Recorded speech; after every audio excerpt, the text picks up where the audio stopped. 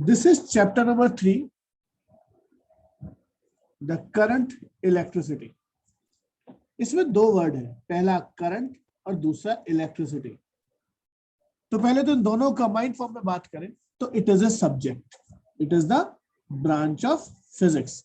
ये बेसिकली एक सब्जेक्ट है जो डील करता है study of charges in motion.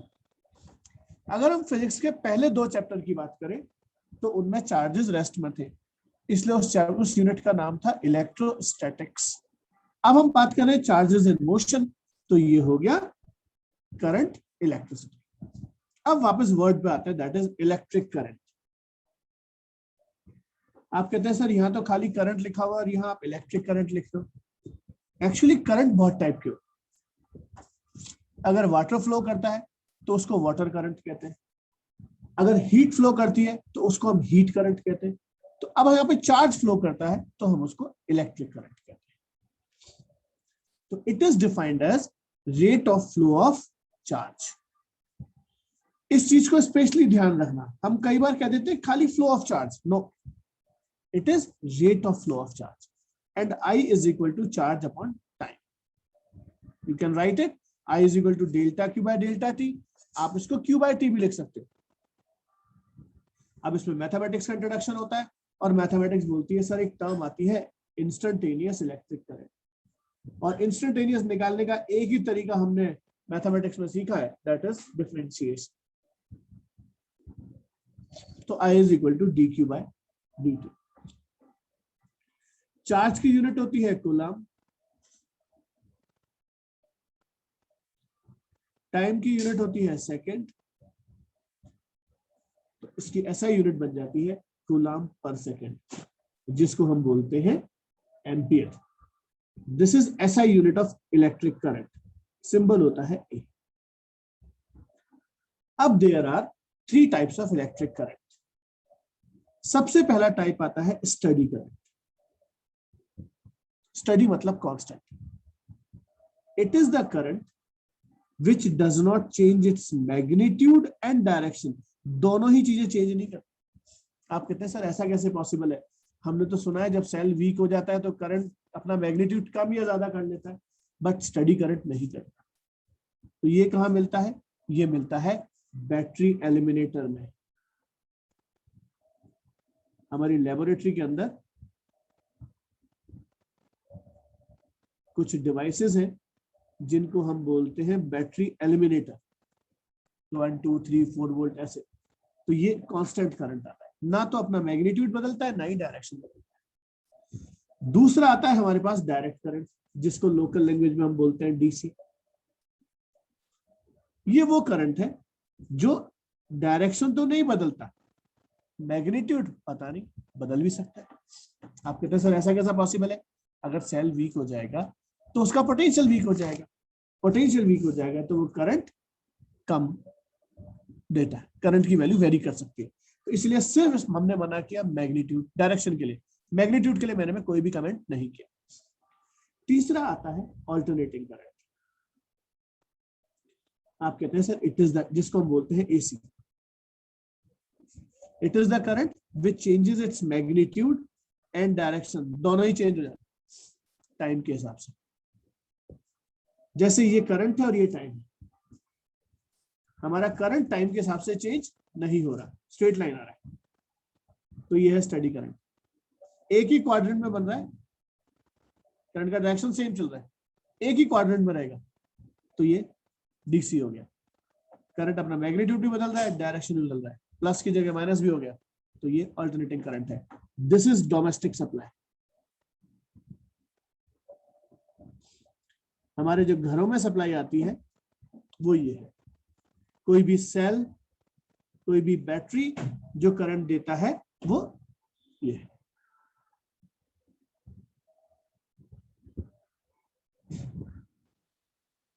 Next आता है Ohm's law. Under the similar physical conditions, हमने 10th क्लास में भी पढ़ा था, under the similar physical conditions. तो आप पूछते हैं सर ये सिमिलर फिजिकल कंडीशंस क्या होती है? दो ही चीज होती है फिलहाल तो, प्रेशर एंड टेम्परेचर। अगर हम इन दोनों को सेम रखें, हम वायर नहीं बदले, हम एक्सपेरिमेंट के बीच में वायर भी नहीं बदलेंगे, ना हम प्रेशर बदलेंगे ना टेम्परेचर बदलेंगे, वो कहता है under the similar physical conditions, ना आप प्रेशर बदल रहे, ना टेम्परेचर बदल रहे, ना वायर बदल रहे, the electric current flows through a conductor is directly proportional to electric potential difference applied. जितना ज्यादा पोटेंशियल अप्लाई करोगे उतनी ज्यादा इलेक्ट्रिक फील्ड इंटेंसिटी लगेगी, जितनी ज्यादा इलेक्ट्रिक फील्ड इंटेंसिटी लगेगी उतना ज्यादा चार्ज पर फोर्स लगेगा और उतना ही ज्यादा करंट फ्लो होगा। तो current is directly proportional to V. हमको डिनोमिनेटर में कांस्टेंट लगाने की आदत नहीं है, इसलिए हम इसको उल्टा करके लिख देते हैं। बट ओम्स ने लॉ यही दिया था। अगर आपसे पूछा जाए व्हाट इज ओम्स लॉ, तो this is Ohm's law, this is not the Ohm's law, ये तो उसका फॉर्मूला है। It can be written as V is proportional to I। To remove the proportional sign हम एक कांस्टेंट यूज करते हैं R। ये R कहलाता है रेजिस्टेंस ऑफ द कंडक्टर। आप कहते हैं सर रेजिस्टेंस क्या होता है? अगर नॉर्मली पूछो रेजिस्टेंस क्या होता है तो कुछ बोलते हैं सर ये फोर्स होता है, कुछ होता है। नहीं, ये सिंपल स्पीड ब्रेकर होते हैं। अगर इलेक्ट्रॉन मूव करते हैं तो एक तरीके से उनके रास्ते में आने वाले स्पीड ब्रेकर से, और स्पीड ब्रेकर कोई फोर्स वगैरह नहीं लगाते, उनकी स्पीड को चेंज करते हैं।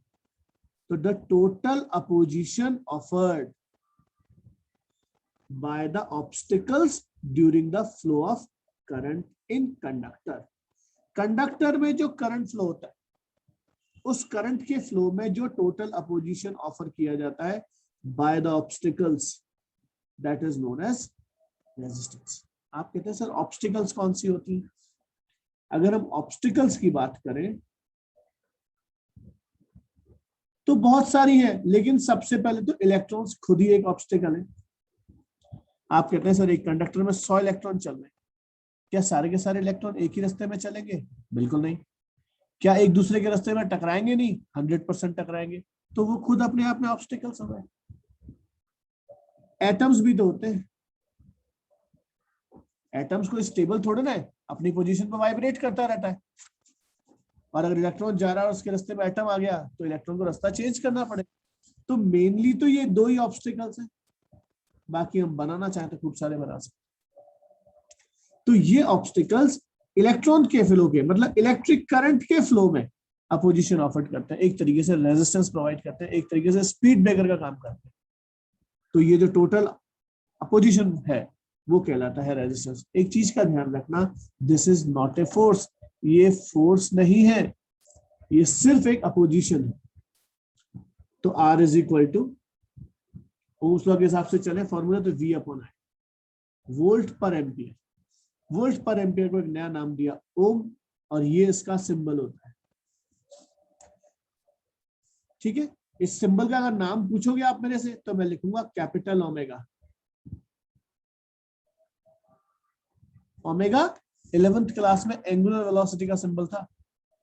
अगर मैथ्स के स्टूडेंट हो तो क्यूब रूट ऑफ यूनिटी का सिंबल है, उसका कैपिटल फॉर्म, जैसे स्मॉल ए कैपिटल ए होता है, ऐसे स्मॉल कैपिटल ओमेगा ये बन जाता है। आप भले ही आप उसमें टाइप करके देख लेना अपने लैपटॉप कंप्यूटर के अंदर, आप ओमेगा टाइप करना और फिर एंटर दबा देना, फर्स्ट वर्ड करके अपने आप ये ओम बन जाएगा। खैर, अब क्वेश्चन आता है how will you define one ohm. आप कहते हैं sir if V is 1 volt, I is 1 ampere, तो R is 1/1, this is 1 ohm। Mathematically defined हो गया।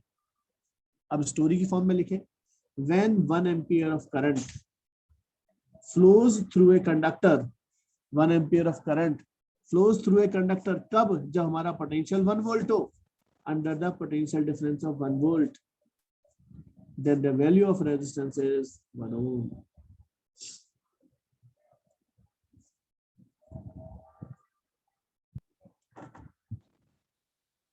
This is the next term, that is drift motion and drift velocity। पहले हम drift motion की बात करते हैं। आप कहते हैं सर ये एक कंडक्टर है, दिस इज ए कंडक्टर जिसका एरिया है A, लेंथ है L। आपने इसमें खूब सारे फ्री इलेक्ट्रॉन्स होंगे, हमने मान लिया कि इसके अंदर फ्री इलेक्ट्रॉन्स है। फ्री इलेक्ट्रॉन्स वो होते हैं जो कि एक्सटर्नल इलेक्ट्रिक फील्ड जैसे ही लगाता हूं वो मूव करना चालू कर देते हैं।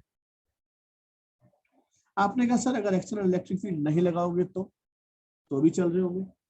आप कहते हैं sir this is a metal plate, क्या इसमें इलेक्ट्रॉन्स हैं? बिल्कुल है। कितने? बहुत सारे हैं। सारे मूव कर रहे हैं? 100% कर रहे हैं। तो मैं हाथ लगाता हूं तो मुझे तो करंट नहीं लगता। उसका जवाब ये है कि अगर कोई एक्सटर्नल डायरेक्शन बताने वाला नहीं है, कोई एक्सटर्नल सोर्स नहीं लगा रखा, कोई इलेक्ट्रिक फील्ड नहीं है, तो they are free to move in any direction.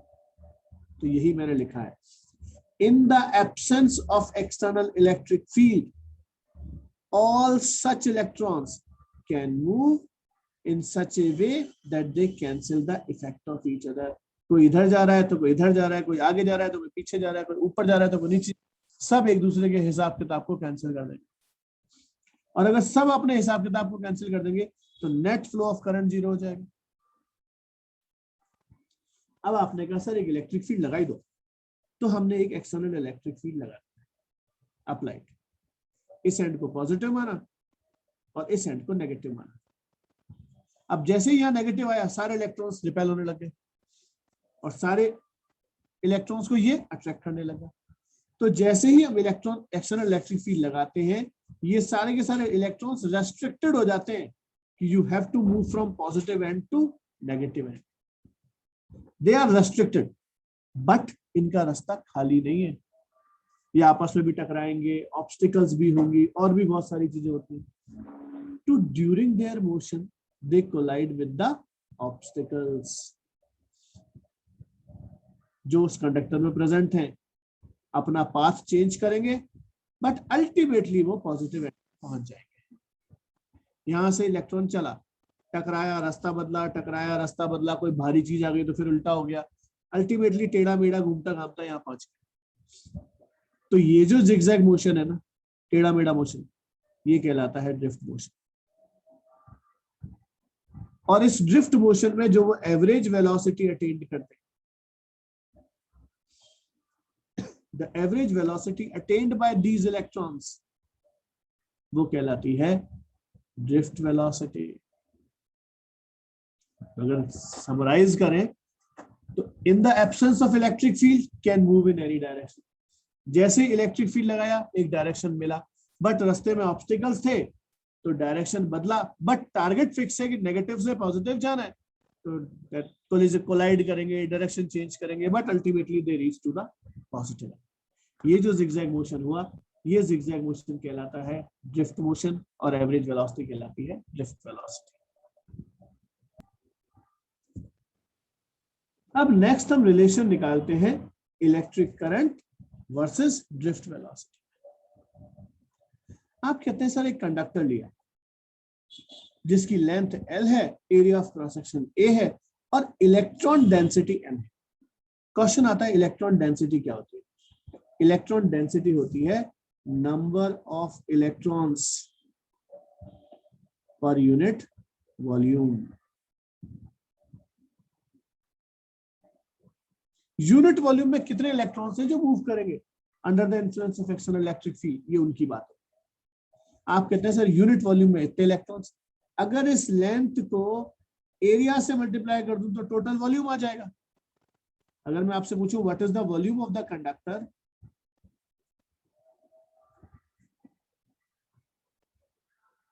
तो आप कहते हैं volume of the conductor is area into length. Unit volume में इतने इलेक्ट्रॉन्स, तो इस वॉल्यूम में कितने मल्टीप्लाई कर दिया, this is total number of electrons. अब क्वांटाइजेशन लगाया, क्वांटाइजेशन क्या कहता है, Q is equal to NE, ये रहा formula, N number of electrons, E तो ये चार्ज है, ये टोटल चार्ज है मेरे पास जो इलेक्ट्रिक करंट के लिए रेस्पॉन्सिबल होगा इन द कंडक्टर। जैसे ही मैं इलेक्ट्रिक फील्ड लगाऊंगा ये इलेक्ट्रॉन्स मूव करना चालू करते हैं। Let us assume this entire charge transfers from negative to positive end in time t। मैंने जैसे बोला कि जैसे मैं एक्सटर्नल इलेक्ट्रिक फील्ड लगाऊंगा ये चार्ज मूव करना चालू करेगा, आप कहते हैं सर इस चार्ज को एक एंड से दूसरे एंड तक पहुंचने में टाइम लगा टी, तो करंट क्या होता है? Total charge upon total time, total charge NaLe divided by time. अब इसमें एक टर्म आई L/T। आप कहते हैं सर इलेक्ट्रॉन जा रहा टेढ़ा मेढ़ा है, बट अल्टीमेटली डिस्प्लेसमेंट तो लेंथ ऑफ द कंडक्टर ही है, कंडक्टर के बाहर थोड़ा ना जाता है, और जाता भी है तो अभी घूम के वो नेगेटिव से पॉजिटिव एंड ही पहुंचेगा, तो अल्टीमेट डिस्प्लेसमेंट तो लेंथ ही रहा। डिस्प्लेसमेंट अपॉन टाइम, इसको नाम दे दिया velocity, that is average velocity, ये हो गई ड्रिफ्ट वेलोसिटी। तो n as it is, E as it is, A as it is, और इस L/T की जगह डाल दिया Vd, this is V subscript D। अब एक सबसे बड़ा मिसकंफ्यूजन कि करंट एक वेक्टर क्वांटिटी है ना, करंट एक स्केलर क्वांटिटी। आप कहते हैं सर टेक्निकली अगर हम हायर लेवल पर चले, 11th-12th पार करके थोड़ा ग्रेजुएशन लेवल पर चले, तो करंट को एक नया नाम देते हैं जिसको हम बोलते हैं टेंसर। ना करंट स्केलर है ना करंट वेक्टर, करंट एक टेंसर है, थर्ड टाइप ऑफ क्वांटिटी जिनका खुद का डायरेक्शन होता है। ठीक है, तो अब आप कहते हैं सर हमारे सिलेबस में तो करंट स्केलर या वेक्टर दो ही चीजें आती हैं, कहता है कोई इश्यू नहीं, दोनों साइड लेंथ से मल्टीप्लाई करते, तो ये भी I इंटू L हो गया, यहाँ भी लेंथ आ गई। अब ये करंट इंटू लेंथ जो है, ये एक नई टर्म बनी करंट एलिमेंट, ये अपने आप में एक वेक्टर क्वांटिटी, ये पूरी टर्म मिलके एक वेक्टर। इसका डायरेक्शन क्या होगा? आप कहते हैं सर इसका डायरेक्शन होगा प्लस से माइनस, जो करंट का डायरेक्शन होगा वही करंट एलिमेंट का डायरेक्शन। तो सर ड्रिफ्ट वेलोसिटी तो माइनस से प्लस होती है, तो तभी तो माइनस लगा दिया। तो current element is equal to minus NeAL Vd। Negative sign shows दोनों का डायरेक्शन अपोजिट है, एक प्लस से माइनस है और एक माइनस से प्लस है।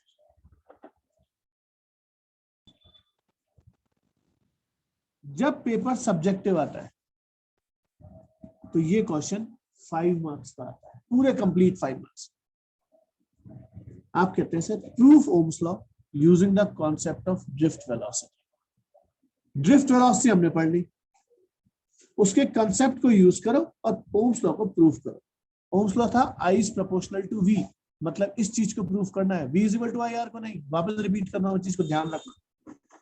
वही अभी जो स्टार्ट किया डेरिवेशन पिछले पेज पर, उसी के कंटिन्यूएशन में चलते हैं। हमने एक कंडक्टर माना जिसकी लेंथ है L, area of cross section है A, और इलेक्ट्रॉन डेंसिटी N, तो टोटल इलेक्ट्रॉन्स आ गए NaL।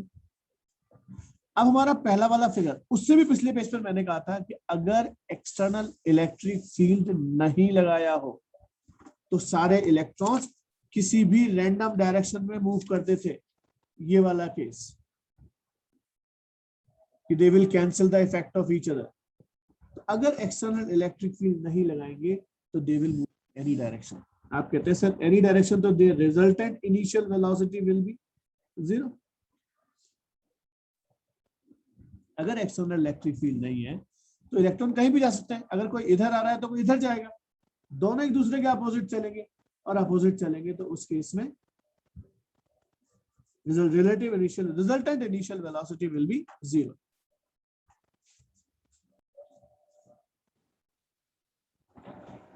तो इन the absence of external electric field इनकी रिजल्टेंट इनिशियल वेलोसिटी 0 होगी, क्यों? सब एक दूसरे से कट के कैंसिल। अब आपने कहा सर हमने इलेक्ट्रिक फील्ड लगाया E। अगर हम पिछले चैप्टर की बात करें तो इलेक्ट्रिक फील्ड इंटेंसिटी होती थी फोर्स अपॉन चार्ज, तो फोर्स हो जाएगा QE, तो यहाँ पर फोर्स हो गया इलेक्ट्रॉन का चार्ज E और E। आप कहते हैं सर माइनस साइन क्यों लगाया? क्योंकि फोर्स लगेगा, इलेक्ट्रिक फील्ड इंटेंसिटी जो है वो तो लगेगी पॉजिटिव से नेगेटिव, और फोर्स लगेगा नेगेटिव से पॉजिटिव, एक दूसरे का अपोजिट, तो वही लिखा है negative sign shows that force is opposite to electric field. Force आ गया, मास से डिवाइड कर दो, तो ये आ गया हर इलेक्ट्रॉन का एक्सेलरेशन। कौन से इलेक्ट्रॉन? जो मूव कर रहे हैं, जो करंट के फ्लो में सपोर्ट कर। अब एक नई टर्म देखते हैं, tau 1, tau 2, tau 3, tau. This torque का सिंबल है लेकिन बोलते हैं इसको टाउ है। ये है रिलैक्सेशन टाइम। आप कहते हैं sir what do you mean with relaxation time? एक इलेक्ट्रॉन चला, टकराया, चला, टकराया, चला, टकराया। जिस टाइम वो टकरा रहा है उस टाइम उसकी स्पीड थोड़ा बढ़ रही है। वो स्पीड कब बढ़ती है? जब वो मूव करता है। तो ड्यूरिंग इट्स मोशन ओनली, तो time of motion only, excluding time of collision. Collisions में जो वो टाइम खराब कर रहा है उसको हटा दो, उसके अलावा जो वास्तव में जो वो मूव कर रहा है उस टाइम को उसने रिलैक्सेशन टाइम दिया है कि इस टाइम चार्ज पार्टिकल मूव कर रहा होगा और इसी टाइम उसके ऊपर फोर्स लग रहा होगा। तो एक्सीलरेशन आ गया, टाइम आ गया, इनिशियल वेलोसिटी आ गई, सबकी फाइनल वेलोसिटी निकाल। v1 is equal to u1 plus at। v first equation लगा रहे हैं, v is equal to u plus at। तो v1 is u1 plus a tau 1, v2 is u2 plus a tau 2 and vn is un plus a tau। अब अगर drift velocity की definition याद करें तो मैंने लिखाया था average velocity attained by the electrons is known as drift velocity. तो इन सारी वेलोसिटीज का एवरेज निकाल दिया। एवरेज क्या होता है? सबका सम किया डिवाइडेड बाय n कर दिया। सम करने में थोड़ी सी पर्सनल इंटरेस्ट काम में लिया, इनको एक साथ ऐड किया और इनमें से एक कॉमन लेके इन सबको एक साथ ऐड किया, इनको एक साथ ऐड किया, एक कॉमन लेके इन सबको ऐड किया, इसको भी n से डिवाइड किया और इसको भी n से डिवाइड किया। आप कहते हैं सर ये तो जीरो क्यों? क्योंकि सबकी इनिशियल वेलोसिटी का सम हमारे पास जीरो था, ये रहा। यूजिंग 1 ये तो जीरो हो गया, तो बचा vd is equal to a, इन सबका सम टाइम का डिवाइडेड बाय n। जितना भी टाइम आपको दे रखा उन सबका सम करो डिवाइडेड बाय n करो। तो ये वाला पार्ट तो जीरो हो गया, ये a एज इट इज, और इन सारे टाइम के एवरेज, सारे टाइम का सम करके डिवाइडेड बाय दिस, तो ये टाइम का एवरेज हो गया। तो इसको नाम दिया मीन रिलैक्सेशन टाइम। तो vd ये रहा, a था फोर्स अपॉन मास, तो e बाय m टाउ, ये मेरे पास फोर्स आ गया। नेगेटिव साइन वही, इलेक्ट्रिक फील्ड का डायरेक्शन प्लस से माइनस, इलेक्ट्रॉन की वेलोसिटी माइनस से प्लस, तो एक दूसरे के अपोजिट है इसलिए माइनस लग गया। अब हम आते हैं मैग्नीट्यूड पे, क्योंकि हमारा ओम्स लॉ जो है वो स्केलर क्वांटिटीज को रिलेट करता है, तो मैंने सिर्फ मैग्नीट्यूड काम में लिया। तो vd is equal to e by m into tau. Current क्या होता है? NEA vd। vd की वैल्यू को उठा के यहाँ प्लेस करें, तो NEA तो एज इट इज, v की जगह e by m into tau. अब पिछले चैप्टर की बात करते हैं। हमने एक टर्म पढ़ी थी इलेक्ट्रिक पोटेंशियल ग्रेडियंट, जिसको हम बोलते हैं V बाय एल। और V बाय एल टेक्निकली हमारे पास इक्वल होता है इलेक्ट्रिक फील्ड इंटेंसिटी। ये है चैप्टर 2 से, electric potential gradient. Potential per unit length, किसी भी चीज का ग्रेडियंट अगर निकालते हैं तो उसको लेंथ से डिवाइड करते हैं, तो V by L this is equal to electric field intensity. तो जहां E मेरे पास है वहां मैंने V बाय एल लिख दिया।